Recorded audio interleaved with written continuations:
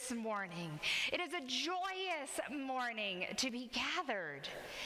But 30 years ago yesterday, it wasn't such a joyous morning. You see, although it was bright and sunny that day, in Oklahoma City, something tragic happened.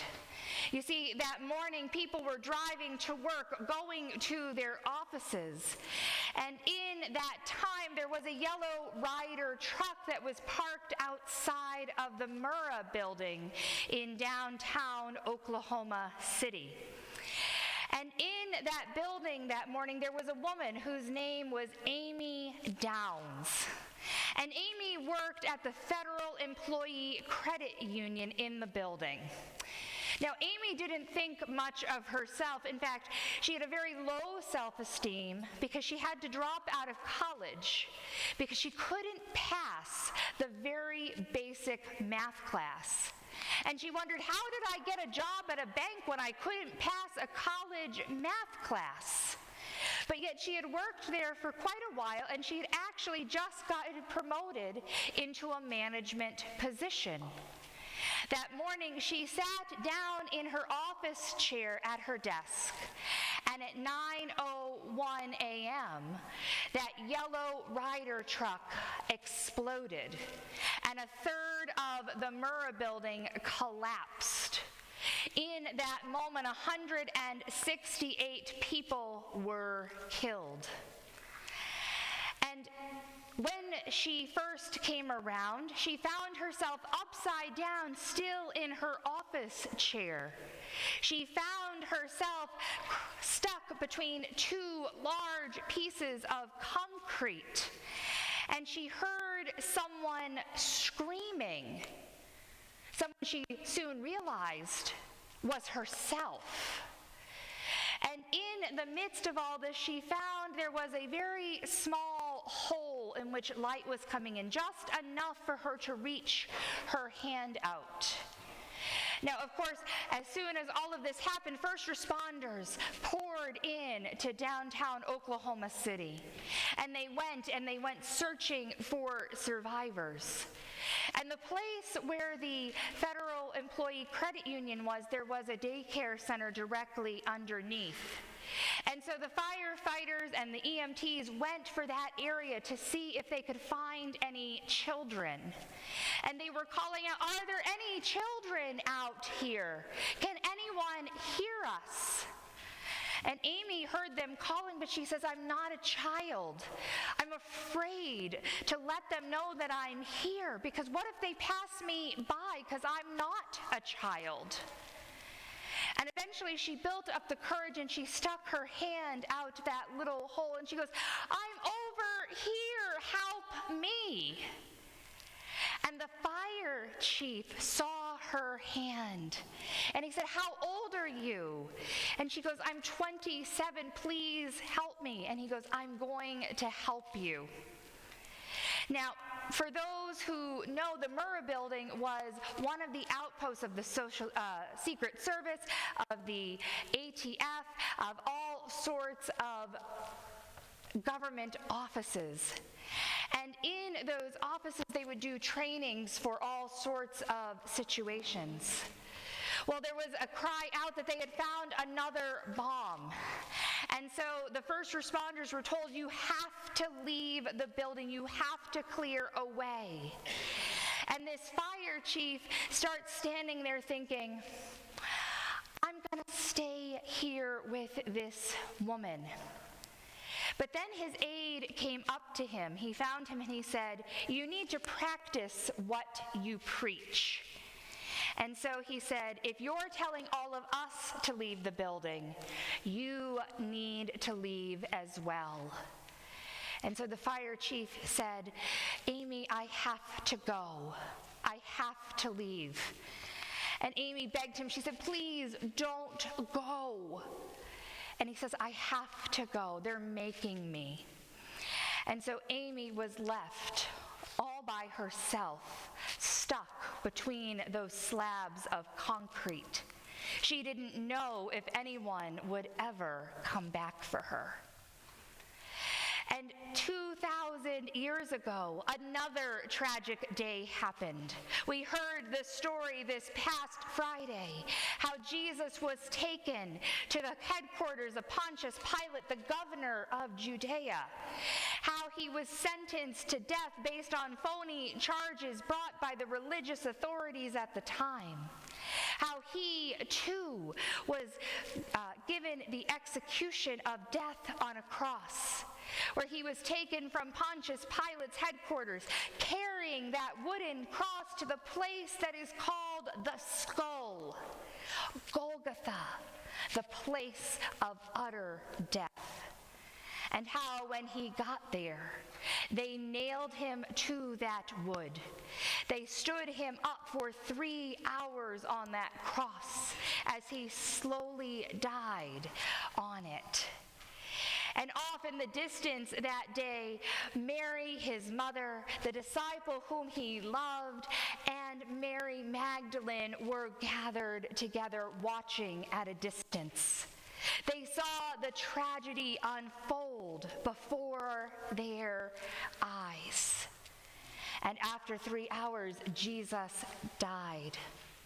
They took his body down and they took it to a tomb in a garden. They wrapped it in linen cloths according to the custom. They included burial spices. They placed a cloth over his face. And they rolled a stone in front of the door. 3 days later, Mary Magdalene came, and she went to that tomb in order to look for the body of Jesus. She came, and she looked for the one that she loved. I'm saying, it's exciting. We're waiting for the big conclusion here. And so, in the midst of all of that, they went and she saw another tragedy unfold. She saw that the tomb was open, and she saw that the body of the one that she sought was gone. If you thought the tragedy of Friday was not enough, the tragedy that Mary Magdalene found that first Easter morning was even worse. She ran and she found 2 young men, Simon Peter and the disciple whom Jesus loved, and she said, "Come, come, come, something horrible has happened." And they went and they found what Mary had said was there. Nothing. Nothing was there, and their hearts broke. They left and they went away, thinking that it had gotten even worse than they had expected. But then in that moment, the most miraculous thing happened. Then Mary, sitting, weeping, crying in the garden, knowing at that moment that nothing worse could ever come down, hears her name, Mary. Mary. And she looks, and not realizing what's happening at first, she says, "Where have you put my Lord and my Savior?" And her name again, she hears, Mary. And she recognizes that utter moment of tragedy has been turned into the ultimate moment of hope. Hope beyond hope, for she recognizes that the one whose body she was looking for was standing there before her, calling her name. She learned and she saw that from death came life. Hope beyond hope. And that morning in Oklahoma City, Amy found hope as well. They realized that the second bomb that they had found was actually a demo from the office of the ATF. And so all of the first responders came back to what had been the Murrah building.